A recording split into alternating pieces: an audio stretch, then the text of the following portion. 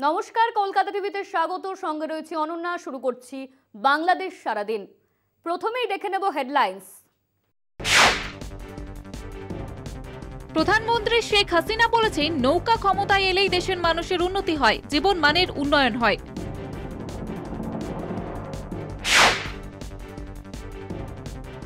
আওয়ামী লীগের সাধারণ সম্পাদক ওবায়দুল কাদের বলেছেন, এজেন্টদের ভোট ক্যাম্পেইন করার কোনো সুযোগ নেই।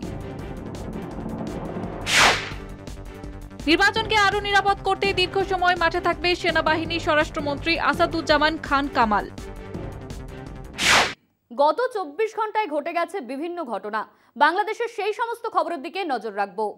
প্রধানমন্ত্রী শেখ হাসিনা বলেছেন, নৌকা ক্ষমতা এলেই দেশের মানুষের উন্নতি হয়, জীবন মানের উন্নয়ন হয়। মঙ্গলবার দুপুরে রংপুরের তারাগঞ্জ সরকারি কলেজ মাঠে নির্বাচনী সভায় তিনি এসব কথা বলেন। তিনি বলেন, আপনারা নৌকায় ভোট দিয়েছেন বলেই আমরা আপনাদের সেবা দিতে পেরেছি। আপনারা নৌকায় ভোট দিয়ে স্বাধীনতা পেয়েছেন, নৌকায় ভোট দিয়েছেন বলেই প্রত্যেক মানুষের জীবন মানের উন্নয়ন হয়েছে, রাস্তাঘাটের উন্নয়ন হচ্ছে। যাতে উন্নত হয় সেদিকে লক্ষ্য রেখেই সুপরিকল্পিতভাবে কাজ করে আজকে তারাগঞ্জ বদরগঞ্জ দুই উপজেলার মানুষের আমরা ভাগ্য পরিবর্তন করে দিয়েছি। নৌকায় ভোট দিয়েছিলেন বলেই এই তারাগঞ্জ বদরগঞ্জ আজকে উন্নয়নের মুখ দেখেছে।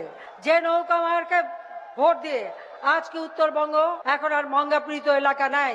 মঙ্গা থেকে মুক্তি পেয়ে আজকে উন্নয়নের সুফল সুবাতাস বইছে।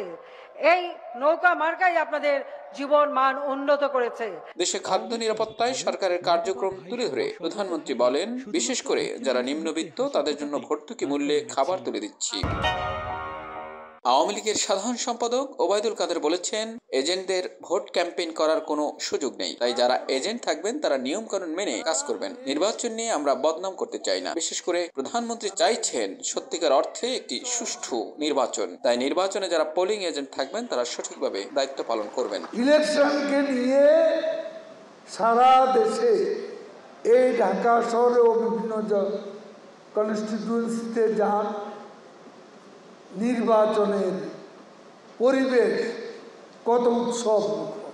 আমি আবার আওয়ামী লীগের পক্ষ থেকে বলতে চাই, আওয়ামী লীগের কেউ পরিবেশ নষ্ট করবেন না বলে। যারাই পরিবেশ নষ্ট করবে আমরা কিন্তু ইলেকশন কমিশন ব্যবস্থা নিলে আমরা সেটাকে অকুণ্ঠ সমর্থন জানাবো। নির্বাচনকে আরো নিরাপদ করতে দীর্ঘ সময় মাঠে থাকবে সেনাবাহিনী। এর সঙ্গে রাজনৈতিক উদ্দেশ্য নেই বলে দাবি করেছেন স্বরাষ্ট্রমন্ত্রী আসাদুজ্জামান খান কামাল। সচিবালয়ে সমসাময়িক বিষয়ে সাংবাদিকদের সঙ্গে আলাপকালে এই দাবি করেন তিনি। স্বরাষ্ট্রমন্ত্রী বলেন, 29 তারিখ থেকে বিজিবি মাঠে নামবে, এরপর সেনাবাহিনীও মাঠে নামবে। তখন পরিবেশ আরো শান্ত হয়ে যাবে। আমাদের 29 তারিখ থেকে খুব সম্ভব, আমি এই যে যতটুকু জানি 29 তারিখে বিজিবি এবং চলে আসবে মাঠে। বিজিবির পরেই আবার আর্মিও চলে আসবে। কাজেই এই যে সমস্ত আপনারা আশঙ্কা করছেন কিংবা যেগুলি দেখছেন সেগুলির পরিস্থিতি আরও শান্ত হবে, আরও সুন্দর পরিস্থিতির সৃষ্টি হবে। তিনি বলেন, ঝুঁকিপূর্ণ আসন ও কেন্দ্র নিয়ে নির্বাচন কমিশন তালিকা দিয়েছে। আইন শৃঙ্খলা বাহিনী সতর্ক অবস্থানে রয়েছে, পরিস্থিতি অনুযায়ী ব্যবস্থা নেওয়া হবে। ঝুঁকিপূর্ণ কেন্দ্র এইটা সবসময়ই অ্যাসেসমেন্ট করে থাকেন নির্বাচন কমিশন। সেইগুলো আসলেই প্রথমেই তারা একটা ঝুঁকিপূর্ণ কেন্দ্রগুলোর কথা জিজ্ঞাসাবাদ করেন এবং এইগুলোর জন্য পুলিশকে এবং অন্যান্য সংস্থাকে তারা নির্দেশনা দিয়ে থাকেন সব নির্বাচনের সময়। সেইগুলোকে বিশেষভাবে যাতে ব্যবস্থা না হয় সেই জন্য নিরাপত্তা বাহিনীকে নির্বাচন কমিশন নির্দেশনা দিয়ে থাকেন। বাংলাদেশ সারাদিন আজ এই পর্যন্তই। দেখতে থাকুন কলকাতা টিভি, রাত দিন 7 দিন।